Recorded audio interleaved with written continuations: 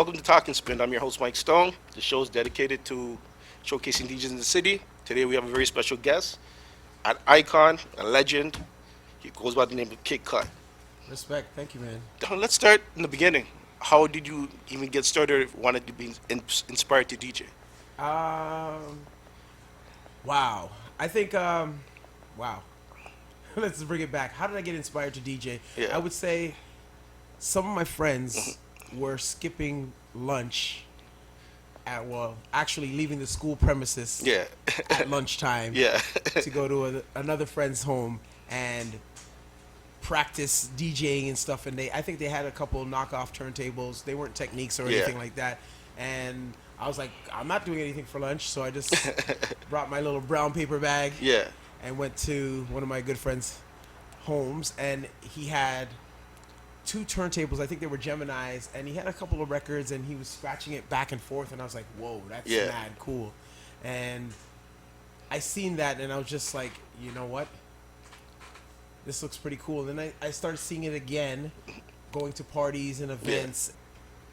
You know what? The confidence was there. So Yeah. I believed that I could do it. So I was like, yeah, man, I could DJ. I could do it. I could do it. I could do it. Started collecting records. Started out playing basement parties. Moved on to school dances. And then we just moved from there. In terms of from where you started Mhm. to Baby Blue Soundcrew, Okay. how did that end up coming together? Actually, I was so infatuated with collecting the hottest records. For me, it wasn't about like playing the same songs over and over. Yeah. To people, it was like having the records first, like Yeah. breaking the records and putting out the mixtapes. And then I figured if you put out a great mixtape, people will support it and purchase it, and you'll get your money back. Then take that money and buy more vinyl. Yeah. Right? For me, it was just like, okay, let me get involved. I volunteered at the radio station, ended up taking over the radio show, Yeah. and then I used to, before school, I used to wake up really early, go down to the radio station, York University, it was CHRY at the time, and do my radio show. And I used to go go downtown on Thursdays. Yeah, to grab records. Yeah. Grab all the records, and I got a chance to meet a lot of DJs and meet the store owners from George at Trax, Yeah. and played a record Eugene, Yeah. which is a legend in the Toronto Yeah. city. Like, doesn't matter if you're into house music, dance music, R&B, hip hop, Yeah. whatever. Eugene and Donna, those guys are legends. I got a chance to meet those people, and they started holding records for me, and Okay. and the cycle continued. I started making mixtapes, and then evolved into mixed CDs, and then it just got bigger and bigger, and got on the radio, and But honestly, from my perspective, for how I saw stuff, yeah.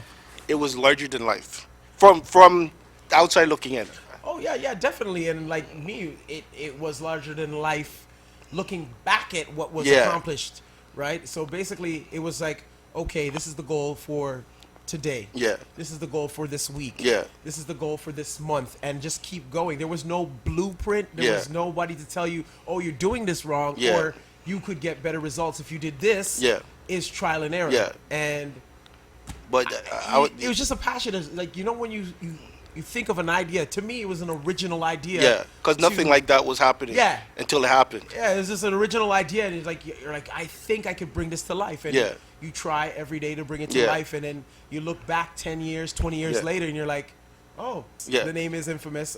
They've heard of either Kid Kut or Baby Blue Yeah. Soundcrew, or they've actually seen me at an event and be Yeah. like, who's that guy? You know, I. That wasn't at the end Yeah, of yeah. the day. It wasn't like about being famous. Yeah. We just happened to have a common interest in music, Yeah. and it was cool to just do things that have never been done. Like at one point, like throwing a party and getting all the door money at $10 a pop, and like, you know, you had 300 people in there. You're like, yo, we made some money, and then that is no longer like a goal that you want to achieve. Yeah. You want to be like, okay, let's see if we could do 1,000 people in Yeah. a park. Okay, let's see if we could do 3,000 people. Yeah. Let's see if we could party Monday, Tuesday, Wednesday, Thursday, Friday, Saturday, all around. Yeah. At what point in your career At what point? did you actually feel it? Like, okay, like we are it. We are the thing. Because Like I said, when the name Baby Blue was out, the city shut down when it comes to parties. It wasn't you. If it wasn't you, it was Jay.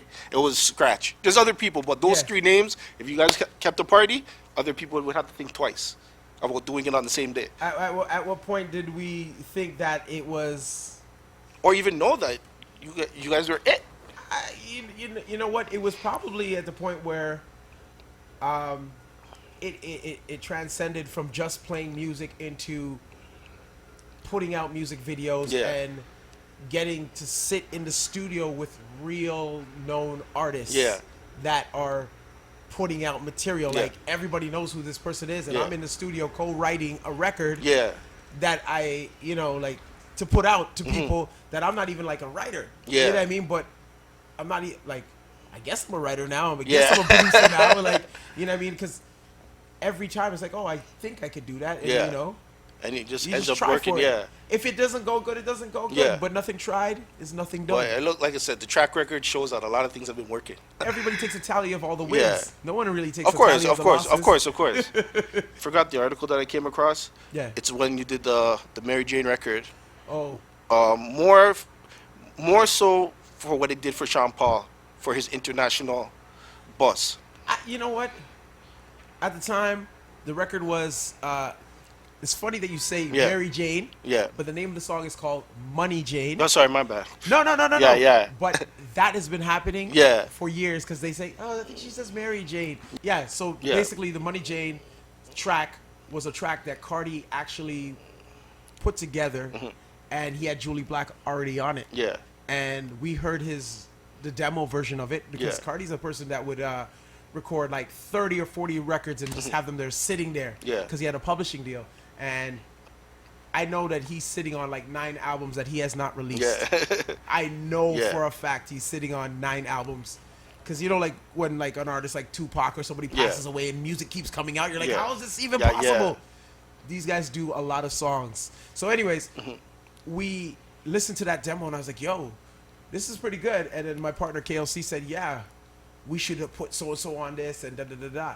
So I ended up flying to Jamaica, spent a week out there, and hung around with Jeremy Harding, Sean Paul, Sing J, and a whole list of Jamaican reggae. I was just on the scene, like, Yeah. thrown into the scene, splash. And I was just like, okay, great. And just seeing how these guys have, at the time, they had very little. Yeah. And where I live in Canada, we had so much and we were turning out very little. They Yeah. had so little And doing so and much. they were making like everything epic. Like the sound was epic. And I'm Yeah. like, what are you recording on? And it's like a little 8-track digital. Yeah. And I'm like, how? You know what I mean? I'm like, what microphone are you using? Yeah. Where's the studio booth? These guys just had like a foam over a microphone in some of the studios. Yeah. They had big studios, they had small studios or whatever. We went to a big studio to record. But it just inspired me. Yeah. Like, it told me that, like, it doesn't matter what you have. Yeah. You got to use what you got to get what you want. Yeah. So long story short, I was down there with Sean Paul. We ended up rejigging the track, took out a couple verses from Cardi, and put Sean Paul in there. Sat down and said, navigated where Sean Paul should jump in, and he had some catchy hooks and stuff like Yeah. that. I remember going back to the hotel with my homie Fatback in the vehicle and listening to the cassette because I think we burnt it on recorded it on a cassette. Yeah. And we had it in the car. It was a Honda Civic. And we were just beating through yard, and I'm just like, yo, this is tough. You know, I'm Yeah. thinking like this is gonna inspire people. Yeah. Like this is gonna be a tune. And I came and brought it back to Canada. And the craziest thing about it is, I brought it to the record company. I was like, this is a single. They're like, well, I don't know if it's gonna work for our Canadian demographic. Yeah. Because we're, we at the time, Yeah. it was rock and roll music that was getting played on the radio. It wasn't hip hop Yeah. or rap or anything really too urban. And if it was a crossover urban, kind of watered down. Yeah. You know what I mean? So ideally, they actually wanted to do a version and remove Sean Paul. Wow. That's crazy. And like they're paying for the track, so I did sit down and I did an edit and I removed Sean Paul and we did a remix to it, and it was safer and nice for radio. Yeah. but it just didn't feel the same. That version of Money Jane, when it was originally done, it was mixed by Gadget, the same person that mixes all of Drake's stuff to this very day. Gadget behind Nelly Furtado. Yeah. Like his catalog, he's infamous. Yeah. He's taught so many people. He's taught 40. And, Yeah, you know what I mean? all Like of he's a teacher. Yeah. So he mixed that record, and at the time I was like, this sounds like nothing that's on the radio. Yeah. I was even scared because the track was just like, oh my gosh. The beat was aggressive, but it was made really you move. aggressive. It I was made you like- move, though. Yeah. Yeah. And then when we put it out, like if you're thinking back, the sound was a hip hop sound, but the mix was almost punchy like an EDM. Yeah. You know that the same Major Lazer Yeah. kind of It was kind of like ahead of its time. way. Yeah. Gadget was ahead of his time, and that's the version we put out, and I think it was mastered in the States and then sent back to us, and we just started beating the tune. Yeah. And the rest is The rest history. is history. So, but like Yeah. the craziest thing is that record there, Cardinal, Julie Black, Sean Paul, Gadget, Yeah. like all of these guys are legends in their own Yeah. right. Gadget is still doing stuff with the Drake records. Yeah. Everybody loved Drake records. Yeah. Cardinal is, he's putting people out and A&Ring and still a musician doing big things. Julie Black, that's like my sister, you know what I mean? Yeah. So like, she was like the female tough love, you know what I mean, kind of vibe of the city. Like, she was like the Mary J. Blige of Toronto, and she's coming from Finch, and she had that whole Finch vibes. And the track is epic. Yeah, It's definitely, legendary. definitely epic. I was just blessed to I was and connect. wasn't surprised that Sean Paul said that's what helped him a lot, because he said he needed an international record, and via Canada that was possible. I thought it was an interesting part of history. I was like, wow, I knew the record was epic, but I didn't understand, especially for him, how it helped him. Yeah. Right. Like, I remember we shot the video downtown Toronto, Lakeshore, I think it's like Sunnyside Pavilion. Yeah. I think it might be closed up now, but there's like a fake beach kind of Yeah. vibes. We shot it over there, and Sean Paul flew down for that, and we had a lot of the girls that turned into big time video models. Yeah. They were there. Yeah. Like, they were on set. Like, you could count them out. Like, okay, video, and now they went on to do bigger Yeah. things. That was like the start of a lot of people's career. Yeah. And I remember Sean Paul being there. I think that was like one of his first kind of introduction to music videos and lip syncing and all that stuff. But he was a good sport about it. And the man helped us get nominated for a Juno. Yo, Big that's things. big. Honestly, the first time I heard about Baby Blue, not technically the first time, I was working at the Cine with your brother. I didn't understand the magnitude of what Baby Blue Soundcrew was at the time, or what it was going to become. You know what I mean? I didn't either. And it was so like, we're all in the same thing. so it's just like when I looking back, I'm like, Yeah. just the simplest things can be the biggest things at the end of the day, right? Yeah, I mean, that's what it's all about. Like, it's all about just, for me right now, is motivating people to get started, because I see that this generation has access to so much stuff, but they don't take advantage of it because it's there, right? Yeah, it was Like, a lot harder back in the day. It was a lot harder Yeah. because there was no podcasts, there were none of this. Yeah. No one telling people how they got it done. Yeah. There was no YouTube. There was barely any music videos on TV. Yeah, definitely. And you had to make sure you recorded it onto a VHS tape, which is like, I don't even know how to explain it. It's a cassette tape for video. So you had to record it like that. And then if you want to know the dance routines, like you want to know like what people are doing all over the world, if you wanted to know the dance routines, you'd have to rewind and play that tape, and you have to get the move and okay. And then you show up to the party with your homies, and you're like, you have to do the routine to the song. When the song comes on, you're like, oh, this is what they did in the video. That's the process of what it was back then. Right now, there's somebody on YouTube saying, if you want to learn how to do hip hop, it's 1 and 2 and 3 and 4, and you could watch that and do it. Yeah. They're telling you the move, and they're slowing it down, breaking it down.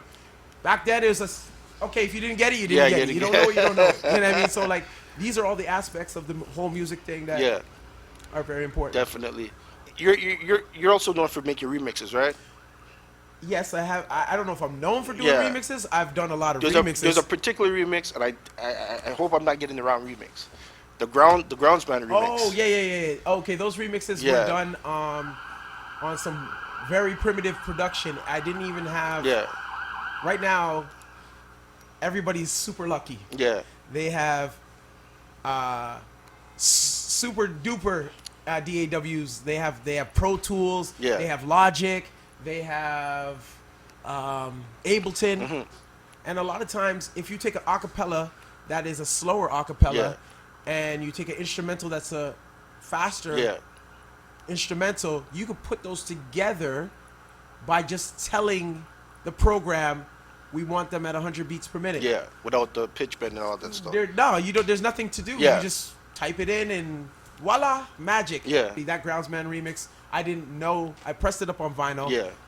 The company I put it under was Cocktails. A lot of people didn't know it was Kid Kut or Baby Blue because Yeah. I just said it's like, what do you drink at a nightclub? Cocktails, drinks. So I was like, okay, whatever.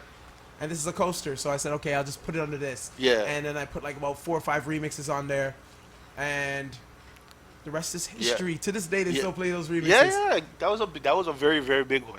It was a Thank very, you. very Thank you. big one. I remember when that shit came out. Yeah, I thank was you. like, it used to mash up the place. Like I since COVID, I Yeah. started streaming. Yeah. I started out DJing, and then it turned into this MC guy. Yeah. And then since COVID hit, I was like, I have all the stuff. Let me just start DJing and streaming again. Yeah. And I started playing that, and people were like, "Oh my gosh," you know what I mean? Yeah.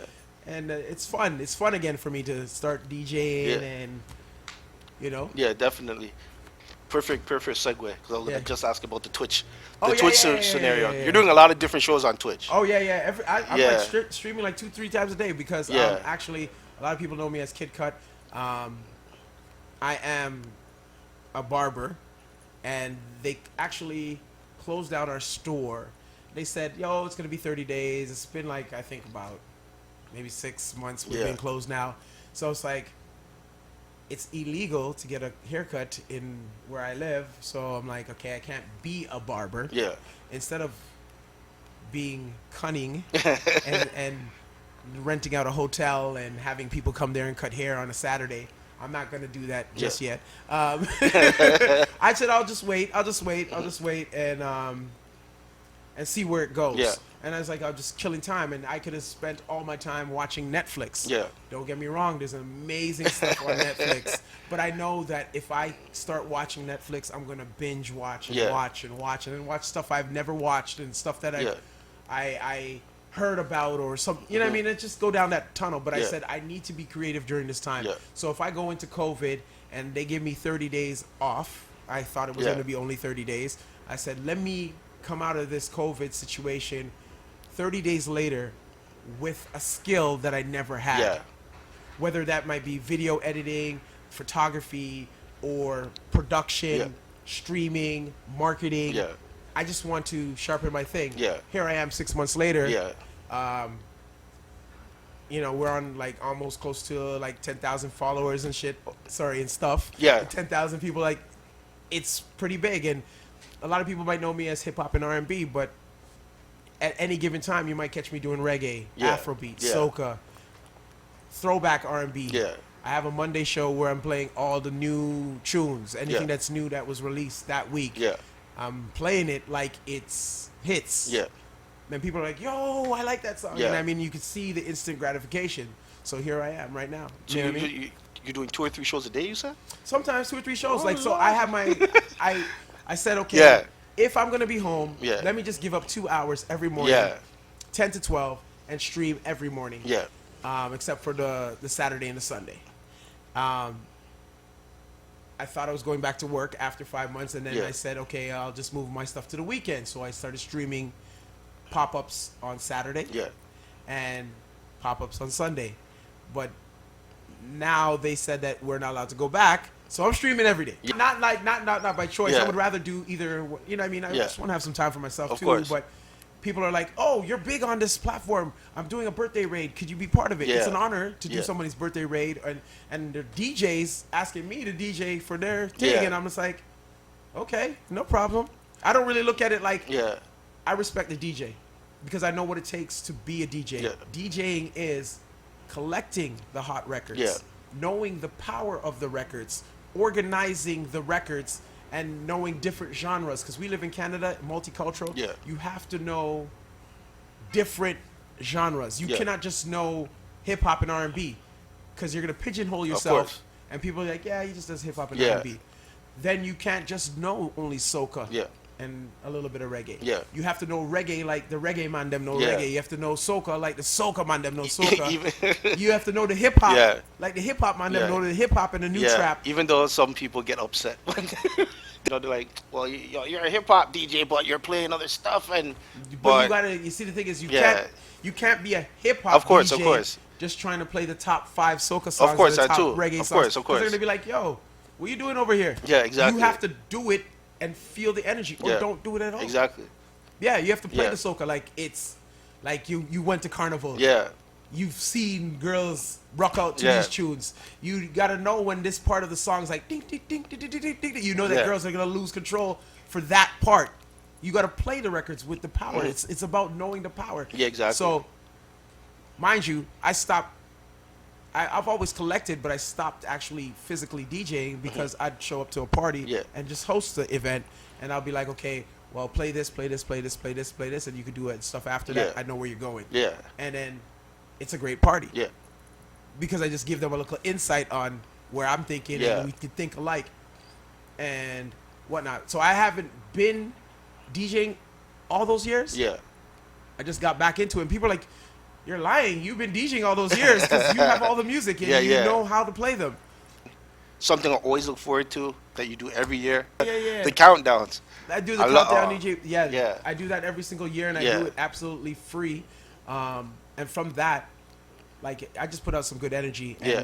different people from Hungary, Mm-hmm. from Russia, from Italy, they're sending me the countdown. Yeah. Like, people listening to the song and going crazy Yeah. for New Year's, and they send me a video saying, hey, thank you, and they usually put it in their language. I know it means thank you, I appreciate yeah. it, because it's only like a one-liner, and the fact that you're sending it and you send a video with it, I know it means thank Yeah. you. Yeah, and that itself got me, now I have, like, I'm pretty connected with when it comes to DJs, so Yeah. DJs, like, I'm the DJ's best friend. Like, I know a lot of DJs and DJ pools and stuff like Yeah. that. They were like, yo, sure, we'll give you an honorary this and da-da-da-da. Yo, we're honored to have you here. And I was Yeah. like, all right, cool. But that's not really why I did it. But Yeah. that was by doing something for the people, Something came back. something came Yeah. back. And I didn't do it to get something Yeah. back. It just happened that way, yeah. And you've been doing that for how long now? I can't even count the I think it's amount of about years. like a decade, easily Yeah. a decade. Yeah. With the likes of Little John does one, Yeah. Fat Man Scoop does one, and then I guess for like the last 2 years, it's been like people haven't been clubbing as much, so Yeah. they didn't do any, but I still did it Yeah. anyway because I know that a lot of people play it on the radio. Yeah. So they play it on the radio shows. People have streaming shows, Yeah. and eventually we will get back to some type of social gathering, and you know, I'm and hoping. they'll use it. Yeah, They'll I'm not use- too they'll sure use about it. what's going on, but Hey, who knows? yeah. But those, I like how you put those together. It's usually like, first of all, it's all types of genres, Yep. and it's the hottest records, Yep. and it's just done properly, Thank you. done very well. So it's just like that time of year. I'm like, I can't wait to get this. In terms of events, you've done so many different types of events across the board. Yep. What would you classify as one of your favorite events you've ever been involved with? Favorite events. I think touring across Canada and getting to see my own backyard with Choclair, Cardinal, Julie Black, and my whole Baby Blue Soundcrew. That, as a whole, those tours Yeah. that we did was groundbreaking. Yeah. Because there's a lot of pubs and small places that a lot of people have not been to, Yeah. and I wouldn't have never seen those parts of Canada at all, Yeah. or met those people if I did not get a chance to do that tour. Mm-hmm. Opening up for TLC, or getting to do the McDonald's event, the corporate McDonald's event. They, at the time, it was pretty epic. They did a party for all of their employees, Okay. and they I think it was the Sky. No. I think it was the Air Canada Center. Okay, that's sick. They used the whole Air Canada Center, and they had people in the stands and everything. All the employees came out, and that was pretty epic, and Yeah. that was a pretty big paycheck. So Yeah, definitely. I was like, to do a party for McDonald's, I was like, yeah, okay. Yeah, Going yeah. from like high school parties to do a party for McDonald's, that was pretty epic. Yo, that's sick. That's sick. Yeah, That's so yeah. sick. I mean, I'm surprised too. Is like it's still you kept it Canadian. Yeah, That's definitely. dope. That's no, dope. well, like, Yeah, the Americans, all Yeah. the stuff that I did in the States, Yeah. traveling to Dubai so often and meeting so many different people in the Caribbean and Yeah. the islands and stuff like that, it has a spot in my heart. Yeah. You know what I mean? Meeting all the reggae artists and the soca artists and traveling the Caribbean. But looking back on it, the things that actually made me make the decisions to get to where I'm at right Yeah. now are those Canadian tours. what do you want to do that you haven't done as of yet? I haven't done it yet, but Yeah. I think I'm getting into television right now. Okay. Television, and I've actually started working on it. I've been doing a lot of photography and videography and stuff like that, and I'm getting into producing some product. My goal is, I don't want to even put my goal out there, Yeah, but yeah. I just want to do something really big Yeah. in film and like a producer in film and television, whether I have to co-direct or actually oversee the whole project Yeah. artistically. I think film and television, because I love the music part and Yeah. I love the visual part. Yeah. And if you get the best of both worlds by doing that. In terms of like, okay, what you did with artists over the years, Yeah. what do you think the DJ's role in 2021 is for talent in this era? I don't know right now. Yeah. But I knew back then a DJ's role was to break music. Yeah. A lot of people have relinquished some of their power and follow the charts and stop listening to the music, Yeah. but listening to the people around to dictate what was hot. Yeah. Because I know for me, when I was growing up, going to the record store, you grab some records off the shelf, the person behind the counter would drop the needle on the record. You got maybe 8 bars. Yeah. And you had to decide if you wanted that record Yeah. or you didn't want the record. Yeah. But you have a couple bars like bum, dum, ba, Yeah. dum, ba, bum, dum, ba. You hear that, you're like, all right, you just want to hear a little bit of the vocals. The vocals are like, no, son, no, Yeah. no, no, no, no, no, no. Okay, I want that record. You Yeah. have to say yes or no that fast. Yeah. So that's how fast you have to decide if the record is hot. Yeah. And then you go home, you check it out, you listen, you hear the bridge, you hear the breakdown, you listen to the instrumental, you're like, okay, I can put this over this, and da-da-da-da. Okay, this has an 8 bar, this has a 4 bar, and you write it on your record or whatever. Back then. Right now, I think a lot of the DJs, they made it easy. Yeah. So the skill level, back then there was no auto sync. Right now Yeah. you could buy a digital controller and hit sync. Yeah.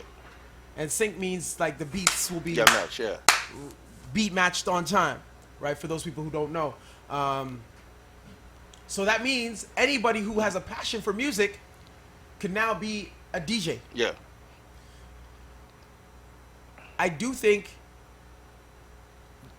in the future the DJs will be some type of tastemakers, because there's a lot of people who don't have the skill, Yeah. but they do have the ear for the music. Yeah. And there's a lot of guys who do have the skill, but don't have the ear for the music. So I do think they'll have some role in playing some type of, hopefully it's not all computer mix. You know what I mean? Let's computer mix. Let's listen on the radio. Computer mix. Yeah. Top 40. Boom. Computer mix. Best soca. Computer mix. You know what I mean? All beat matched through. Yeah. Sometimes it's the things that you get wrong or you don't follow the grain that make it that interesting. Yeah. Like bringing a record in off of the snare. Because I remember New York DJs, they just would bring it in like the kick before or the snare before the vocals. Yeah. They'll give a speech, boom, and drop it in. I thought that was like so amazing because in Canada, our thing is mix. Yeah. Like we could be bakers because we mix in everything. You just beat match. That's the, you know what I mean? You just try to mix. Just keep the groove going. Get people dancing. That's our thing in Canada. Ideally, the DJs curate that flavor. Yeah. So I think in the future, long story short, Yeah. the DJs will have some type of role in it. Well, hopefully, yeah. I think with Twitch, whenever we're moving to Twitch, and it's kind of saved it for a bit. Yeah, a bit. It gives people an opportunity to express themselves. Yeah. Because there's a lot of people going through it. A lot of people who lost their jobs. People are like dealing with people who have passed away. Some people, you know, I mean, they're never really home. They like being out and exploring and stuff like that. It gives them an opportunity to still network with different people that they've never met, and giving them an opportunity to catch a new vibe. Yeah. Yeah. Definitely. With that, I'm gonna wrap it up. Yes. This, like I said, there's so much more we could talk about. Yeah, man, we can talk for hours. But we gotta close it up. But it was definitely great talking to you about your past, your present, and your future. All right. Like I Thank said, you, man. Thank you big for up having to me. the icon, the legend, Kid Kut.